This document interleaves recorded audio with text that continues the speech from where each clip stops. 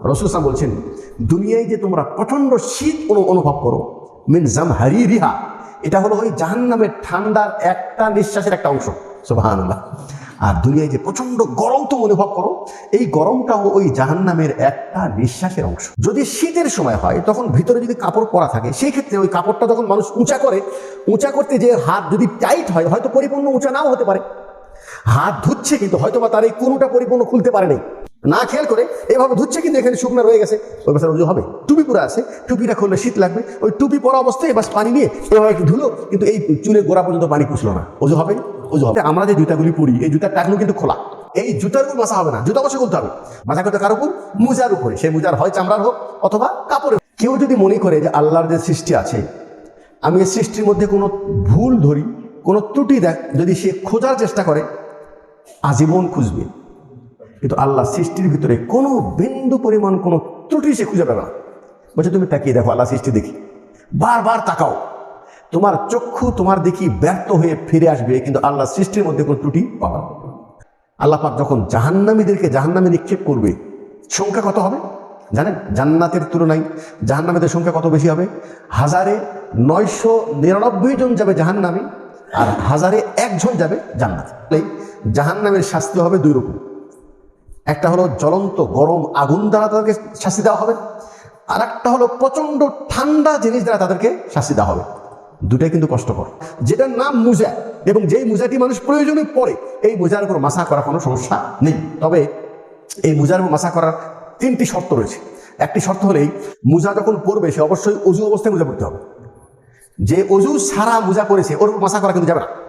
পবিত্র অবস্থায় মুজা যদি পরে থাকে তাহলে ওই মুজার মাসা করতে পারবে। নাম্বার 2, ওই মুজাটা যেন পবিত্র হয়। মুজা যদি অপবিত্র হয় তাহলে সে তো নিজে অপবিত্র, ওর উপর মাসা করা যাবে না। 2 নম্বর। নাম্বার 3, মুজার উপর মাসা করার সময় আছে। মুকিম হলে 1 দিন 1 রাত, আর মুসাফির সফরে থাকলে 3 দিন 3 রাত পর্যন্ত মুজার উপর মাসা করা যাবে।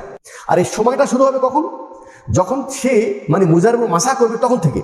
ফজরের সময় পড়েছেন অজু অবস্থায়, জহরের আগে আপনি যখন অজু করেছেন তখন মুজার উপর মাসা করা শুরু করেছেন, তাহলে আগামীকালকে ফজর পর্যন্ত না, জহর পর্যন্ত আপনি এই মুজা না খুলে তার উপর মাসা করা যাবে। কটা হলো? 3টা শর্ত। এখানে আর একটা মাসআলা, সেটা হলে যে এই মাসাটা চলবে অজুর ক্ষেত্রে, গোসলের ক্ষেত্রে না। অজু যখন করবে তখন মুজার উপর মাসা করবে, কিন্তু তার উপর যদি গোসল ফরজ হয়ে যায় তাহলে অবশ্যই তাকে মুজা খুলে গোসল করতে হবে। আর একটা মাসআলা, সেটা হলে মুজাটা অবশ্যই টাকনু ঢাকা হবে। টাকনুটা কিন্তু ঢাকা থাকতে হবে। এখন কিছু মুজা বের হয়েছে টাকনুর নিচ পর্যন্ত খোলা থাকে, তাই না? জুতার মতো। এই মুজার উপর মাসা করা যাবে না। ওই মুজার উপর মাসা করা যাবে যে মুজাটা টাকনু ঢেকেছে, টাকনুর উপর পর্যন্ত ঢেকে রয়েছে, এবং সেই মুজাটা এত বেশি ছিঁড়া না যে পায়ের অধিকাংশ জায়গায় খুলে গেছে, তাও তো মুজার তো কোনো অর্থই হলো না। কথা বুঝে আসেন? এই শর্ত যখন থাকবে তখন মুজার উপর মাসা করা জায়েজ, শুধু জায়েজ নয়। এখন আর একটা মাসআলা, সেটা হলে একটু খেয়াল করেন, কিছু মুসলমান মনে করে যে আমি মুজার উপর মাসা না করে পাও ধোবো, চেহারা ধুলাম, হাত ধুলাম, তো মুজার উপর মাসা করা কি দরকার, পাও ধুয়ে নেব। কেন সে পা ধুচ্ছে? মনে করতেছে মুজার উপর মাসা করা চাইতে পা ধোয়াটাই বেশি উত্তম। কথা বলেন নাই? এরকম আছে না লোক?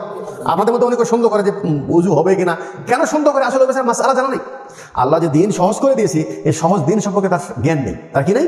জ্ঞান নেই। সে নিজেও করে না, আরেকজনকে আবার ভুল মনে করতেছে যে মাসা করতেছে, মনে করছে আর দুর্বল ইমান, এ সামান্য পা ধুয়ে মাসা মুজা খুলে পা ধুতে পারছে না।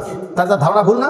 সে নিজে ভুল করছে, মাসলা না জানার কারণে আরেকজনকে ভুল মনে করছে, এবং সে নিজের উপর কষ্ট করছে, নিজের উপর কি করতেছে? কষ্ট দিচ্ছে। মুজার উপর মাসা করবেন কিভাবে? 2 হাত ধুয়ে এরপরে ডান হাত এইভাবে পায়ের উপরে, ডান পায়ের উপরে রেখে এই যে এইভাবে একটা দাগ টানবে। কোথা থেকে? মাথা, পায়ের সামনে থেকে নিয়ে এই যে পায়ের টাকনু যেটা আছে, টাকনুর উপর পর্যন্ত পুরা মুজা মাসা করতে হবে না। ওজুর যতটুকু অংশ এতটুকু বাস, বাম হাত দিয়ে বাম পায়ের উপরে, এই এতটুকু উপরে। কোথা মাসা করবে? মুজার উপরে, না সাইডে না নিচে। তেমন করবেন কিভাবে? খেয়াল করেন, মাটি হোক অথবা বালু হোক, যেখানে মাটি বলতে যা বোঝায়, মাটিটা পবিত্র হতে হবে। পবিত্র মাটির উপর একবার হাত মারবে। কয়বার? একবার হাত মারা, হাতটাকে ফু দিবে। ফু দেওয়ার পর এই হাত দ্বারা ফামসাহু বিউজুহিকুম, তোমার চেহারাকে মাসা করো। একবার কিন্তু মারেছেন, আবার ফু দিয়েছেন, চেহারা কি করে? একবার মাসা করো। এরপরে 2 হাত মাসা করো, এই কবজি পর্যন্ত। কোন পর্যন্ত? এই পর্যন্ত না, এই কবজি পর্যন্ত। হ্যাঁ, মাসা হাল কাফাইন, এই কাফ পর্যন্ত মাসা করলো। আপনার এই এমন দ্বারা ওজুর কাজও হয়ে গেল, গোসলের কাজও হয়ে গেল।